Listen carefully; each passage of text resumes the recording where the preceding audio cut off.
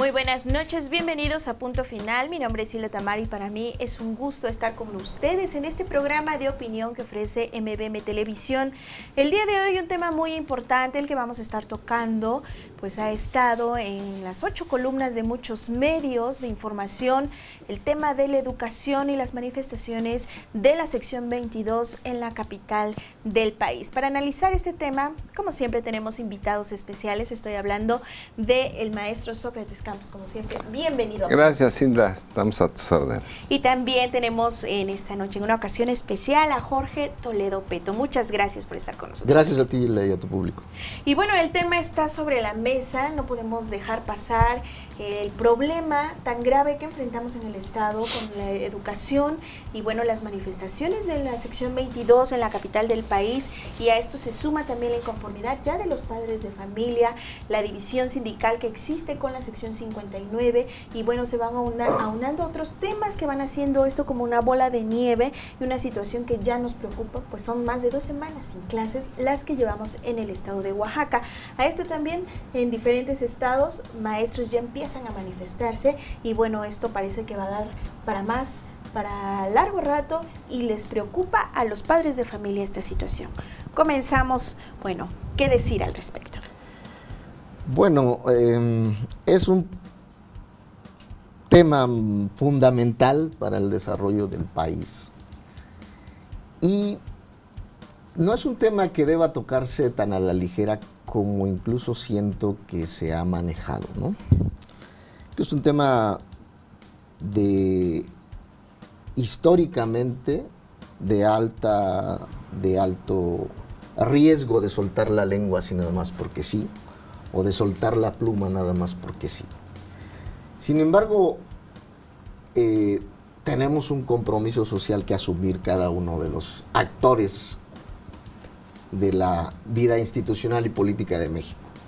En ese sentido, desde el análisis social, a mí me parece que estamos en un punto de inflexión ya, un momento de crisis, de ruptura. El problema es que viene este punto de ruptura de ambas partes, no solamente de la parte sindical, de la parte disidente del sindicato de trabajadores de la educación, entonces, no solamente de la coordinadora, sino también inducido desde arriba a este punto crítico, al proponer unas reformas que obviamente tienen un doble sentido y cuyo título no corresponde a la realidad que se propone reformar. No es una reforma educativa como tal, sustantivamente educativa no la es, vamos, ni procedimentalmente. Es una reforma que atiende a implementar o implantar un modelo de control escolar mucho más férreo, mucho más apegado a estándares privados que manejan un concepto que yo sigo sin entender en el campo de la educación, el concepto de calidad. La calidad es un atributo de las cosas, el control de calidad se aplica a las cosas. Los seres humanos tenemos aptitudes y si alguien no es apto para desarrollar una actividad, pues hay maneras de demostrar que en efecto no es apto, pero desde el momento en que es contratado, pues obviamente es apto, ha realizado una carrera universitaria o normalista en este caso, que le da las condiciones suficientes para desarrollar una actividad. En ese sentido, me parece que estamos en un concepto más amplio de manejo en toda la vida política actual, de manejos conceptuales que vienen de la esfera de lo privado. Es decir, estamos traspasando ya el espacio del hombre público, sustituyéndolo por el concepto de un Estado que ya está fuera del control de la sociedad y de la ciudadanía y ha pasado a manos de las empresas. El Estado en sí. Podemos, bueno, decir, hay diferentes puntos de vista de ver esta reforma educativa. Si queremos aterrizar el tema, podríamos decir, bueno, si beneficia o no beneficia. Bueno, yo estoy totalmente de acuerdo con lo que dice Jorge. Es un fenómeno de visión. ¿Qué quieres para lograr tu país? Cuando has entregado tu definición política, tu definición social, económica, cultural, es decir, a la iniciativa privada, que hay que decirlo con esa claridad. Lógicamente, el fenómeno educativo de las escuelas públicas pues va a chocar con esa estructura. ¿Qué es lo que pretende realmente el sentido que acertadamente dice Jorge, de que es la calidad de la educación? No es la calidad de la educación, es la domesticación, claro, y el sometimiento de los seres humanos dentro de la escuela, dentro de la sociedad. Para ellos es muy fácil gobernar con seres domesticados. Es muy fácil gobernar con seres idiotizados por la televisión o enajenados por una serie de conflictos sociales, inclusive familiares, a que tengas seres pensantes.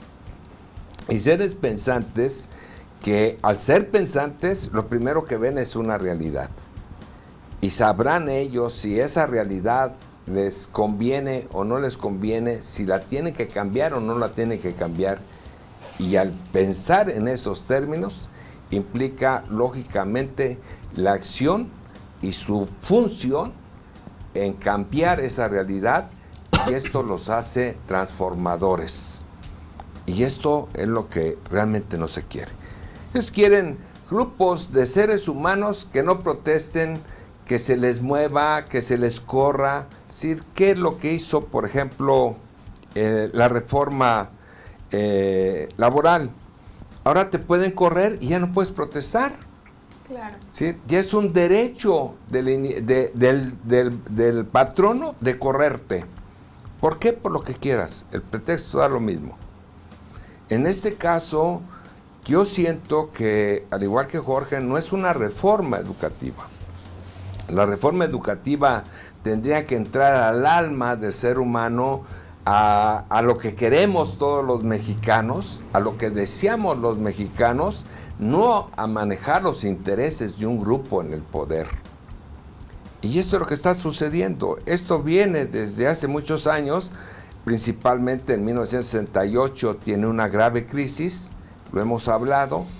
Dijimos que 68, a pesar de que fue una gran protesta de carácter juvenil, con muchas facetas que todavía se tendrían que estudiar mucho, uno de los graves problemas que trajo consigo fue que el Estado se dio cuenta de que no podía mantener un nivel de educación pública en tales términos, y por eso aumentó su apoyo a las escuelas privadas y confesionales, y que además ellos mismos alentaron las crisis en las universidades públicas para que se perdiera en muchas la excelencia académica. Ahí está el caso de Oaxaca, ahí está el caso de Guerrero, este fue el caso de Sinaloa, de Jalisco, etc. Es decir, estas crisis son las que desarrollan estos fenómenos. Ahorita, ¿qué están haciendo? Bueno, los maestros están protestando. ¿Pero por qué protestan los maestros? Por la defensa de sus intereses, por su defensa de sus derechos. La manipulación de la información a nivel masivo nos dice que están protestando por la reforma educativa. No es cierto. Porque no hay una reforma educativa. El planteamiento que ellos hacen de esa ley no es cambiar los términos de la educación y los niveles de la educación en todo lo que esto significa, sino fundamentalmente mantener el control de los maestros y sobre todo en este manejo que ya ellos mismos ven que no pueden manipular el sindicalismo magisterial. Entonces, no les gusta la organización social y menos les gusta la organización política para la defensa de tus intereses. Y yo creo que ahí los maestros en este campo tienen la razón. A lo mejor equivocan medios o equivocan tácticas para hacer la protesta, que lo utilizan las gentes en el poder para denostarlos. Pero esto no quiere decir que no estén haciendo una buena pelea. Claro, pues aquí está la reforma educativa, que ya hay mucha discusión en torno al caso, los maestros no están de acuerdo, se dice que los maestros ya, este movimiento se ha desvirtuado y luchan por sus intereses y dejan a un lado, ¿no? Por lo que tienen que ver, que son los alumnos también, y dar clases, y este costo que se está pagando por este descontento con esta llamada reforma educativa. Pero sí hay algunos puntos que beneficien en la reforma educativa a todos los estudiantes de México. Hablamos de la evaluación de los maestros, que es un punto en el que, bueno, ahí les dolió a los maestros de la sección 22.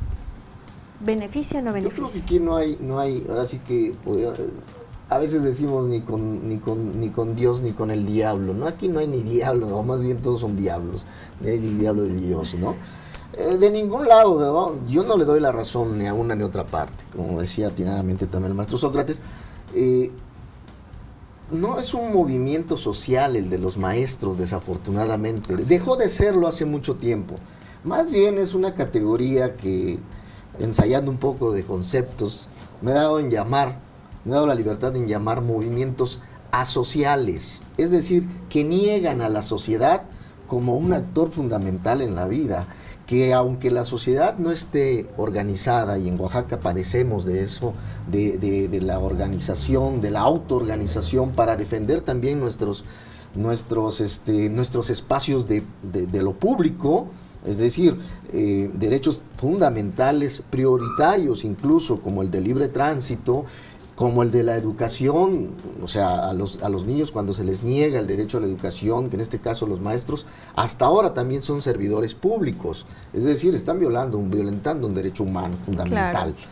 Y entonces son incluso superiores sobre el derecho de asociación, ¿no? En generaciones, si nos vamos a la clasificación de las generaciones de los derechos humanos fundamentales. Entonces, a partir de ahí, también no creo yo que haya un beneficio colectivo del cual la sociedad salga beneficiada.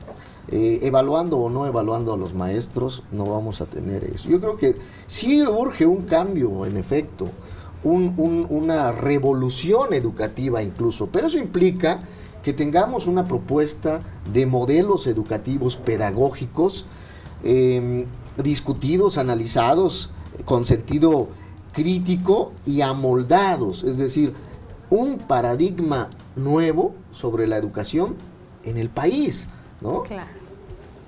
Es momento de hacer la primera pausa de la noche, pero este tema, bueno, hay muchísimo que analizar, mucho que abordar, pero también nos interesa la opinión del público, así que puedes seguir nuestras cuentas de Twitter, @HildaTamarMBM, también puedes seguir @JorgeMarinMBM y @Moni_Alarcón, los titulares de los espacios informativos. Vamos a una pausa y volvemos.